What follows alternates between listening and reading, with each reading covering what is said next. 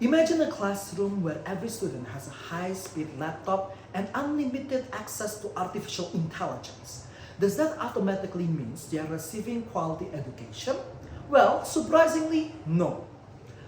Good day, your honorable judges. My name is Sharlyf Shaquille Syani, a business information systems student at the State Polytechnic of Malang. And I'm here to address a specific and critical pillar of our global future. Sustainable Development Goals number 4, quality education. But why is it so important and urgent for us right now? Well, as Indonesia marches toward Golden Indonesia 2045 vision, our greatest treasury and asset lies in our human capital.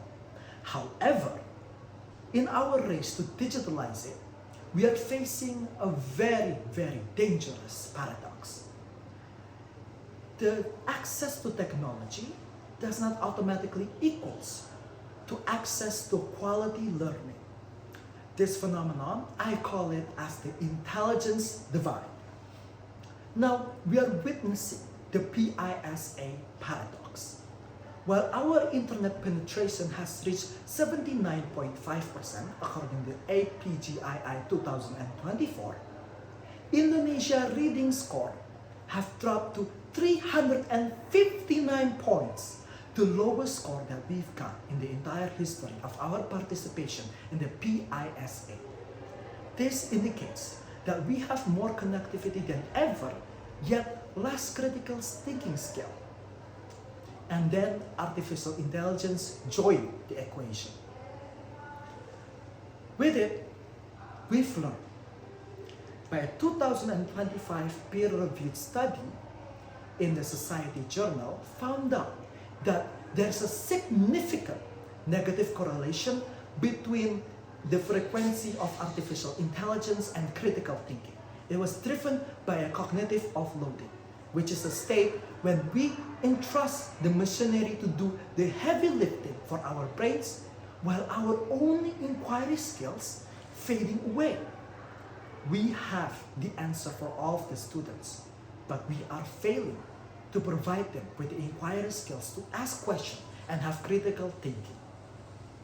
So now, to bridge this intelligence divide, we need to fortify two skills and two pillars of literacy. One being cognitive inquiry, which is the ability to evaluate and also to analyze information.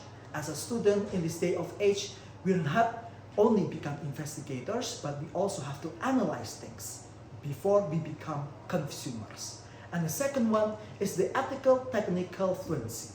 It's about how we use AI as our co-pilot, not as our replacement.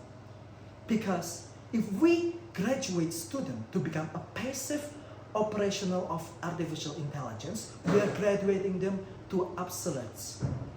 That's why, dear judges, we need to learn and we need to study artificial intelligence with its ethics. Because in this day of age, in this generation, we need a generation that is not only tech savvy, but also tech understanding the ethics and also consequences of the tools that we are using.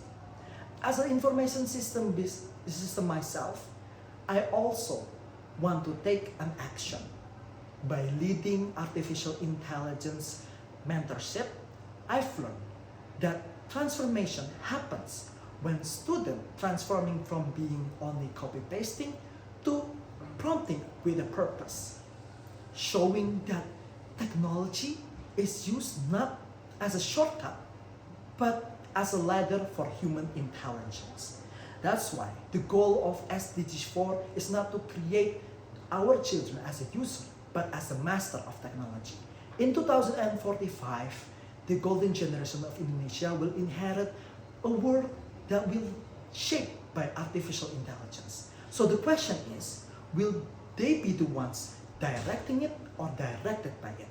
And that is where quality education comes first.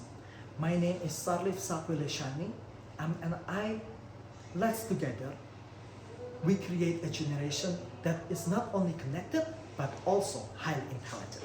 Thank you.